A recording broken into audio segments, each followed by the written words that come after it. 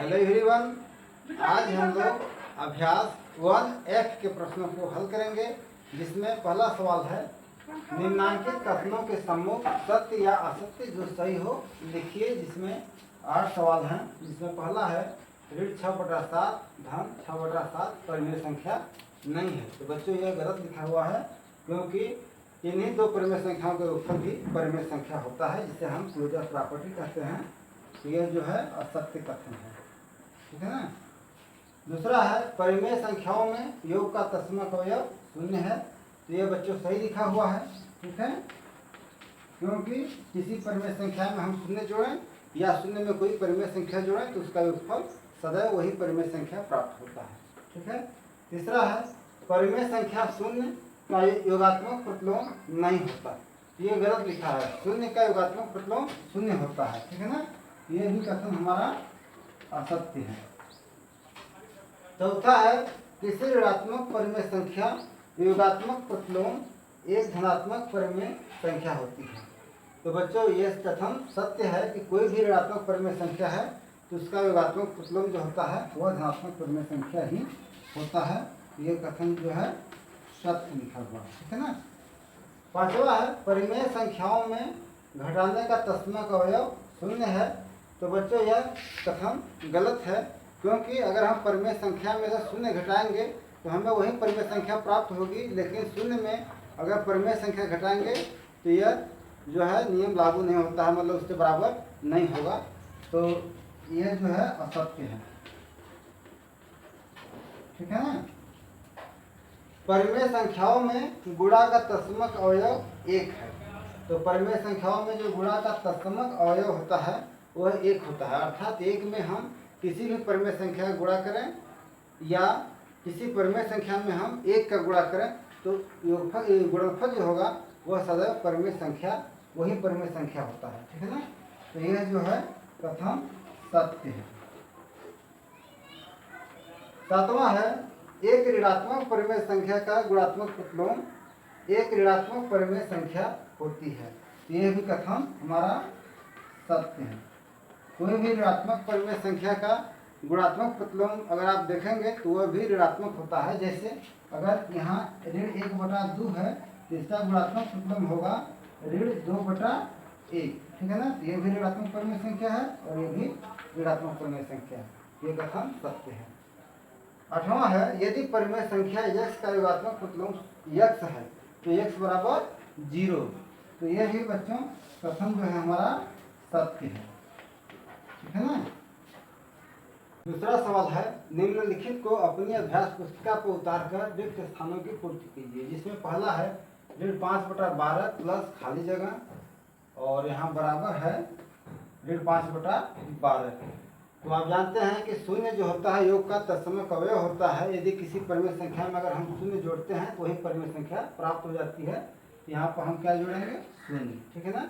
दूसरा है ऋण 4/5 में आगे ऋण है, फिर यहाँ खाली जगह बराबर 0 है, ठीक है ना। तो हमें यहाँ इसका योगात्मक प्रतिलोम ही लिखना है, ठीक है, क्योंकि एक दूसरे का योगात्मक प्रतिलोम जो होते हैं उन्हें जोड़ने पर क्या हो जाता है 0 हो जाता है, ठीक है ना। तो यहाँ ऋण 4/5 है और यहाँ खाली जगह, फिर यहाँ पर हम ऋण 4/5 ही कर देंगे, ठीक है ना। तो जब ऋण 4/5 करेंगे, जब आप इसे हल करेंगे तो यह हो जाएगा, देखिए ऋण 4/5 और यहाँ ऋण में ऋण का गुणनफल हो जाएगा धन 4/5। इस ऋण 4/5 का यह योगात्मक प्रतिलोम 4/5 हो गया, जिसका योगफल जो है 0 हो जाएगा, ठीक है ना। अब आगे देखिए तीसरा में है 1/2 के पावर -1 है, अर्थात यह जो है 1/2 जो है क्या है इनवर्स, इसका हम कर देंगे। तो इनवर्स कर देंगे, यदि रेसिप्रोकल कर देंगे तो ये हो जाएगा ऋण 2/1, अर्थात ऋण 2 हो जाएगा खाली जगह पर, ठीक है ना। यहाँ पर है चौथा में ऋण 2/3 गुणे 3/4 के पावर -1। इसका भी हम पहले हल करेंगे, हल करने के बाद रेसिप्रोकल कर देंगे, ठीक है, व्युत्क्रम कर देंगे तो हमारा उत्तर प्राप्त हो जाएगा। तो यहाँ आप देख रहे हैं 3 एकम 3 कट गया, अब कितना हो गया 2 एकम 2, 2 दूनी 4, यानी यह हो गया ऋण 1/2। और जब ऋण 1/2 का जब हम रेसिप्रोकल करेंगे तो हो जाएगा 2/1, 2/1 बराबर हो जाएगा ऋण 2। ठीक है ना, इस तरह से। अब देखिए तीसरा सवाल है, प्रत्येक स्थिति में x का मान बताइए। यहाँ 2/3 गुणे x बराबर 1 है, अर्थात ये जो दोनों संख्या होंगे क्या होंगे, एक दूसरे के गुणात्मक प्रतिलोम होंगे। जो गुणात्मक प्रतिलोम होते हैं उनका जो है गुणनफल 1 होता है। ठीक है, तो 2/3 का गुणात्मक प्रतिलोम होगा x। ठीक है, x का मान कितना हो जाएगा, गुणात्मक प्रतिलोम का मतलब इसी का हम इन्वर्स कर देंगे रेसिप्रोकल, 3/2 हो जाएगा। यहाँ x का मान कितना होगा, 3/2, तभी जाकर के 2/3 गुणे 3/2 करेंगे तो हमारा गुणनफल 1 होगा। ठीक है, x का मान कितना हो जाएगा, इसी का हम रेसिप्रोकल कर देंगे, व्युत्क्रम कर देंगे, 2/3 का 3/2 कर देंगे तो x का मान हो गया। अब देखिए दूसरा में है ऋण 3/4 धन x बराबर 0। तो अब यहाँ x क्या है, इस परिमेय संख्या ऋण 3/4 का यह योगात्मक प्रतिलोम होगा, तब जाकर के यहाँ 0 होगा। तो योगात्मक प्रतिलोम करने के लिए अगर यह ऋणात्मक परिमेय संख्या है तो योगात्मक प्रतिलोम कैसा होगा, धनात्मक होगा। यहाँ x का मान हो जाएगा 3/4, ऋण 3/4 का योगात्मक प्रतिलोम होगा 3/4। ठीक है ना, तो x का मान हो गया 3/4।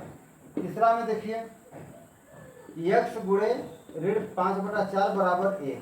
तो यहाँ ये दोनों संख्या x और ऋण 5/4 क्या है, एक तरह से दोनों जो है गुणात्मक प्रतिलोम है, तब जाकर गुणनफल 1 होता है। तो गुणात्मक प्रतिलोम अर्थात x का गुणात्मक प्रतिलोम यह है ऋण 5/4, तो ऋण 5/4 का गुणात्मक प्रतिलोम x की जगह पर हो जाएगा 4/5। x बराबर क्या हो जाएगा, 4/5 हो जाएगा। ठीक है ना। अब अगला देखिए चौथा है x गुणे ऋण 6/7 बराबर 1। तो यहाँ पर भी वही होगा। अब यहाँ x क्या है, इसका गुणात्मक प्रतिलोम है, तो गुणात्मक प्रतिलोम ऋण 7 का हो जाएगा, x का मान हो जाएगा ऋण 7/6। ठीक है ना। अब जब ऋण 7/6 गुणे ऋण 6/7 करेंगे तो हमारा गुणनफल 1 प्राप्त होगा। पांचवा है ऋण 5/4 गुणे 4/5। ठीक है ना। तो यहाँ दोनों एक दूसरे के गुणात्मक प्रतिलोम हैं, इसका गुणनफल यहाँ 1 प्राप्त होता है। तो यहाँ x का मान कितना हो जाएगा, x का मान 1 के बराबर होगा। ठीक, उसी तरह से यह छठवां सवाल है ऋण 7/6 धन 7/6 बराबर x। तो यहाँ आप देख रहे हैं कि ऋण 7/6 का योगात्मक प्रतिलोम है 7/6, जिसका योगफल 0 होता है। जो योगात्मक प्रतिलोम का योगफल कितना होता है, 0। तो यहाँ पर x का मान कितना हो जाएगा, x का मान हो जाएगा 0। चौथा सवाल है निम्नलिखित परिमेय संख्याओं के योगात्मक प्रतिलोम बताइए। तो योगात्मक प्रतिलोम आप समझ रहे हैं कि ऐसी दो परिमेय संख्या जिन्हें जोड़ने पर योगफल 0 हो जाए। ठीक है ना। 1/2 का योगात्मक प्रतिलोम कितना हो जाएगा, इसका योगात्मक प्रतिलोम ऋण 1/2 हो जाएगा। ठीक है ना। दूसरा है ऋण 3/8, तो इसका योगात्मक प्रतिलोम हो जाएगा 3/8। ठीक है। तीसरा है 0, तो 0 का योगात्मक प्रतिलोम 0 ही होता है।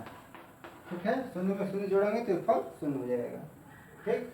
और चौथा है ऋण 4/7। तो बच्चों यहाँ ऋण 4/7 है, अर्थात ये धनात्मक परिमेय संख्या, तो इसका योगात्मक प्रतिलोम क्या होगा, ऋणात्मक परिमेय संख्या, यानी ऋण 4/7 का योगात्मक प्रतिलोम हो जाएगा ऋण 4/7। पांचवा है निम्नलिखित परिमेय संख्याओं के गुणात्मक प्रतिलोम ज्ञात कीजिए। यहाँ पहला है 8/13, तो इसका गुणात्मक प्रतिलोम कितना हो जाएगा, गुणात्मक प्रतिलोम हो जाएगा 13/8। यानी इस परिमेय संख्या का हम क्या कर देंगे, रेसिप्रोकल कर देंगे, हर को अंश बना देंगे, अंश को हर बना देते हैं, क्योंकि जो गुणात्मक प्रतिलोम होता है उनका आपस में गुणनफल 1 होता है। ठीक है ना। अब देखिए यहाँ ऋण 6/19 है, तो इसका गुणात्मक प्रतिलोम कितना हो जाएगा, 19/6 हो जाएगा। तीसरा में है 17/16, तो इसका गुणात्मक प्रतिलोम कितना हो जाएगा, इसका गुणात्मक प्रतिलोम हो जाएगा ऋण 16/17। ठीक है ना। और चौथा सवाल है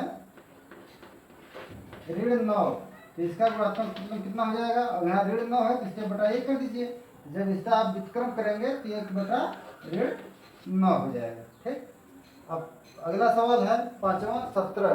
तो 17 का कितना होगा वो 17 का गुणात्मक प्रतिलोम? तो 17 के नीचे 1 कर दीजिए। अब इसका जो है रेसिप्रोकल करेंगे, व्युत्क्रम कितना हो जाएगा? 1 बटा 17 हो जाएगा। ठीक है ना। अब देखिए 17 में 17 का गुणा करेंगे तो कट जाएगा, 1 हो जाएगा। 17 कम 17, 1 करने के 1 में 1 का गुणा करेंगे तो 1 आ जाएगा। ठीक है। और छठवां है 2 बटा 5 गुणे 9 बटा 4। तो हम पहले इसे हल कर देते हैं। तो 9 दूनी 18 बटा 5 चौक के 20 हो गया। अब इसका हम रेसिप्रोकल कर देंगे तो हमारा हो जाएगा 20 बटा 18। ठीक है ना। अब देखिए छठा सवाल है सरल कीजिए। तो सरल कीजिए ऋण 32 गुणे 5 बटा ऋण 14 गुणे ऋण 3 बटा ऋण 20 गुणे 0 गुणे ऋण 13 बटा 5 है। तो बच्चों अगर किसी भी संख्या गुणनफल में, ठीक है ना, गुणा में यदि शून्य सम्मिलित है तो बहुत ज़्यादा झंझट करने की जरूरत नहीं है, इसलिए कि शून्य का किसी भी संख्या में गुणनफल शून्य हो जाता है तो हमारा उत्तर शून्य हो जाएगा। इसलिए कि यह शून्य का एक गुण है कि शून्य में अगर किसी भी परिमेय संख्या या किसी भी संख्या गुणा होता है तो उसका गुणनफल शून्य हो जाता है। ठीक है ना। तो बच्चों इस तरह से हम लोगों का अभ्यास 1F समाप्त हो गया। मुझे आशा है कि आप लोगों को वीडियो पसंद आया होगा। फिर मिलेंगे नेक्स्ट वीडियो में, तब तक के लिए धन्यवाद।